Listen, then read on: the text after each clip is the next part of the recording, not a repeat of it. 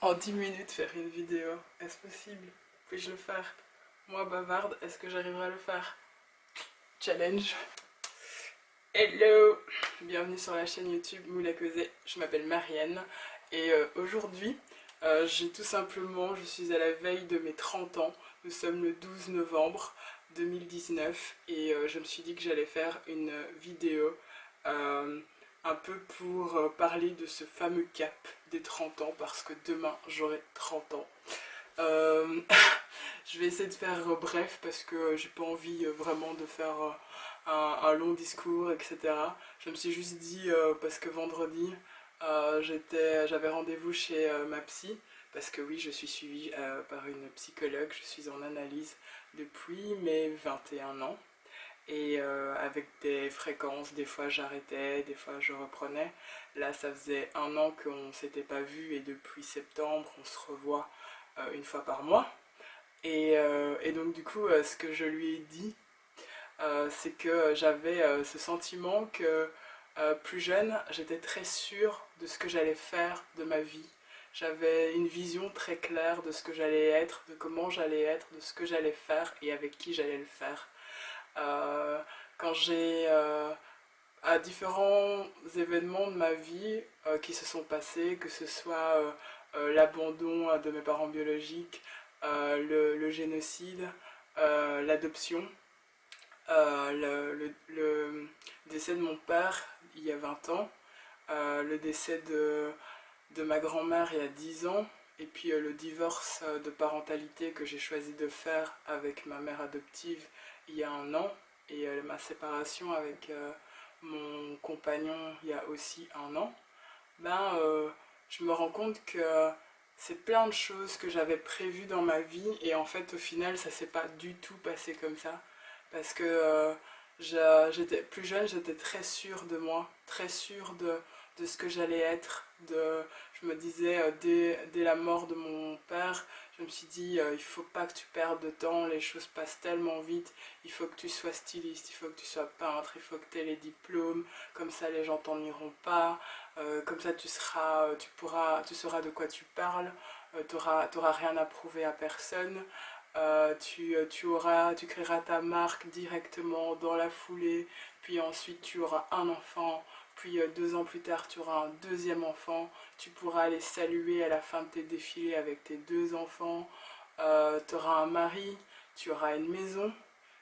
avec une partie où tu pourras peindre avec ton atelier, puis tes bureaux pour ta marque de vêtements seront à la fois un endroit culturel et un endroit créatif où les gens pourront venir voir tes expositions,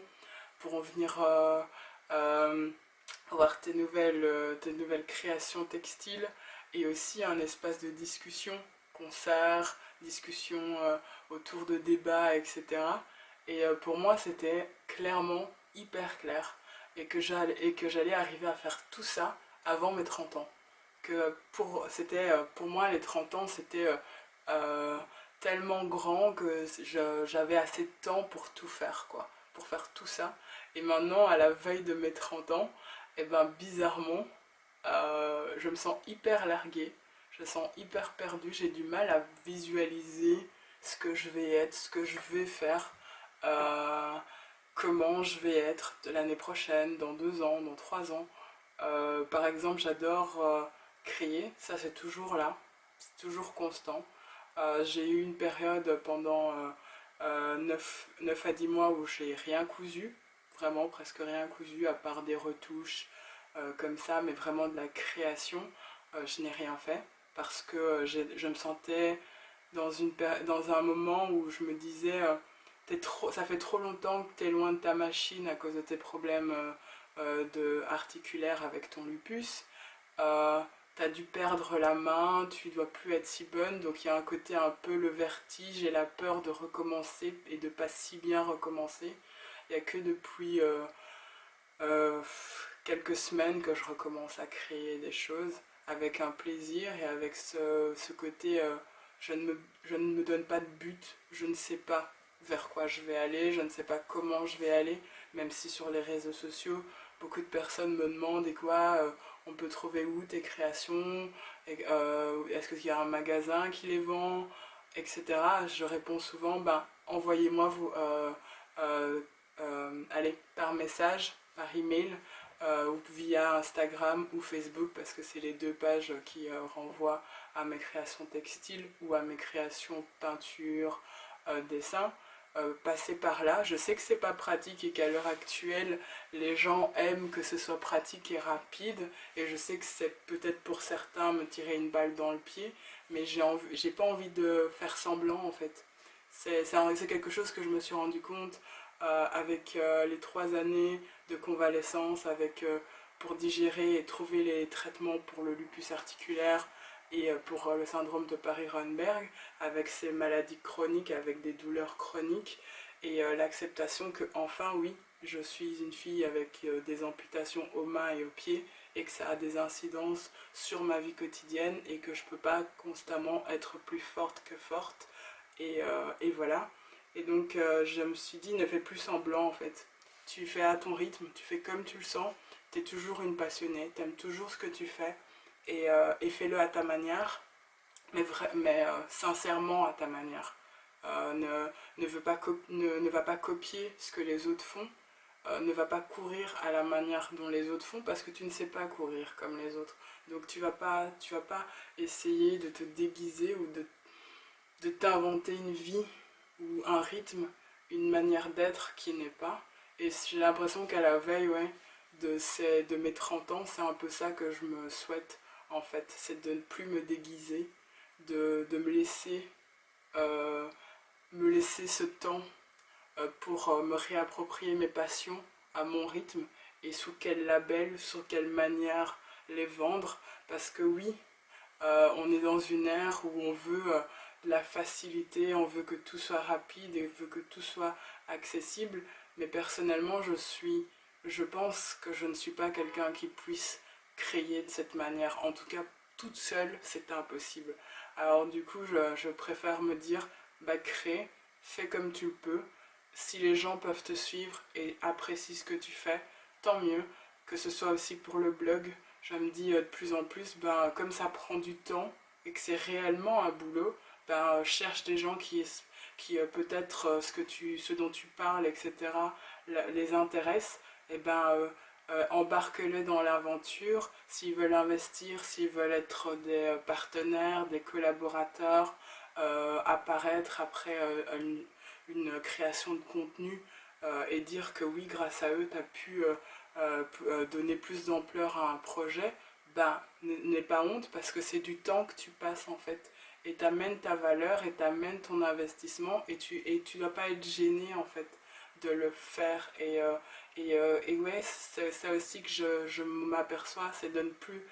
d'être de moins en moins gêné. Je dirais pas que je ne serais pas gênée, que je ne serais plus gênée, mais d'être de moins en moins gêné, d'être ce qu'on est, et de suivre en fait ce qui nous porte, nos valeurs, nos instincts, ce qui est important et criant en nous, et l'expliquer, pourquoi pas accepter que ça résonne à d'autres personnes. Et sur le plan personnel, ben, c'est un an de célibat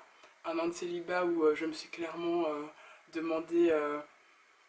qu'est-ce que j'allais faire toute seule, parce que quand j'ai quitté mon compagnon, je pensais que j'allais être plus personne en fait, parce que je suis sortie d'une relation où j'avais perdu totalement l'estime que j'avais,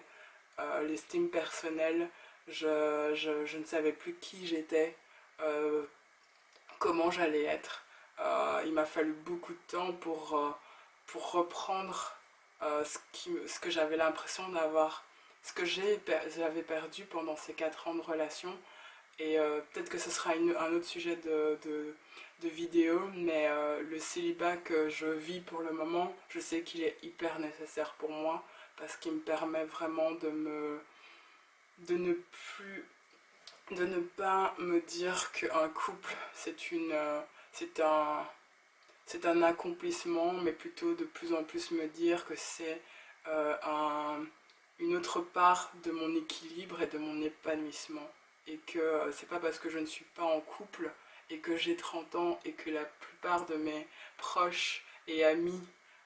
qui ont cet âge-là, ou un peu moins, ou plus le sont, ont des enfants, ont des maisons, etc., et que moi je n'ai pas ça, ben c'est pas que ça veut pas dire que je suis une nana pas cool ou pas intéressante ou qui est une ratée ou quoi. J'essaye vraiment de me dire euh, concentre-toi sur toi et chacun a ses étapes et laisse-toi aussi digérer 4 ans d'une relation où tu as donné beaucoup, où tu as perdu beaucoup, où tu as vraiment beaucoup, comment dire, souffert et comprendre pourquoi tu t'es installé dans ce schéma. Bah, je me suis vraiment dit que, que malgré le fait que j'étais totalement, si on veut, plus à l'image de la Marianne, tellement sûre d'elle, tellement ok ça va, tu connais tes plans, tu visualises tes plans, ben ça, à la fois ça me donne le vertige et ça me fait peur, mais j'ai envie aussi de me dire que cette peur-là fait que en fait j'ai tellement plus appris à me connaître et à connaître les origines de mes peurs, de savoir pourquoi elles étaient là, mes carences et mes doutes, certains schémas que je reproduis et qui font que je me sens pas bien et que je me sens, je me sous-estime et que je perds confiance en moi, ben je me dis que pendant cette analyse qui m'a pris du temps, ben oui, pour certains j'ai perdu du temps. Pendant ma convalescence qui m'a pris du temps et qui a fait que j'ai été éloignée de la sphère professionnelle et que je n'ai pas rapporté de l'argent, oui, pour certains j'ai perdu du temps, mais personnellement, et quand je me regarde dans le miroir et quand je me lève le matin, je me dis en fait, j'ai tellement appris de moi et je me sens tellement, quand je rencontre les gens, plus à même de savoir de qui je parle quand je me présente en fait. Et donc ça, je trouve que ça me fait énormément plaisir et limite un peu la larme aux yeux, mais la larme aux yeux heureuse, parce que je me dis, c'est cool que à la veille de mes 30 ans, je sois parvenue à faire ça et que ce n'est que le début en fait, ce n'est que le début de plein de choses, même si je ne sais pas à quoi elles vont ressembler, comment elles vont être, je sais que au moins elles seront avec ces outils qui m'auront permis de connaître un peu plus sur mon corps par le biais de ses faiblesses et de ses contraintes, et aussi connaître un peu plus, me connaître encore mieux par le biais de cette analyse qui m'a permis de mettre à plat des traumatismes, des carences, des humiliations qui font que maintenant j'arrive par exemple devant vous à être filmée et en parler sans être gênée de partager quelque chose d'aussi personnel. Donc voilà, donc je me souhaite quand je me verrai de nouveau demain dans la vidéo, puisque je vais la poster demain, je me souhaite un joyeux anniversaire et que je suis tellement heureuse d'avoir 30 ans et d'être encore en vie et d'avoir fait tout ça et de faire encore d'autres choses, mais je ne sais pas quoi. Donc je vous souhaite une bonne journée et j'espère que cette vidéo vous aura plu. En tout cas moi, vous voyez bien que j'ai le sourire, donc elle m'a plu et c'est déjà ça. En tout cas, je vous envoie un max de bonnes ondes et si vous êtes né aussi le 13 novembre comme moi, je vous souhaite un joyeux anniversaire. Moi je connais 2 personnes qui sont nées le 13 novembre et donc je leur... Lynn, je te souhaite un joyeux anniversaire et... Cyril, je t'envoie aussi plein de bisous pour ton anniversaire et prenez soin de vous et à la prochaine, bye bye.